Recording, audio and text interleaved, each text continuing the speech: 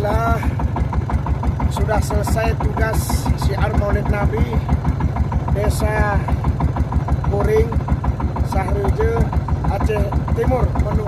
Malam ini di pukul 1 malam dari Aceh Timur menuju Aceh Utara, Pantai Bedari Cukire, Tanah Merah. Kami bersama tim TIR diantar juga pulang untuk menuju pelabuhan yang ada di Tanah Merah, Aceh Utara. Insya Allah, bismillah, semoga aman-aman. Butuh 1 jam perjalanan untuk pulang. Bismillah, semoga tetap semangat walaupun di tengah malam gelap gulita ini hanya bintang dan rembulan yang menemani. Bismillah, bismillahirrahmanirrahim. Subhanallah, la haula wala quwwata illa billahil aliyyil azim. Hasbunallah wa ni'mal wakil, ni'mal maula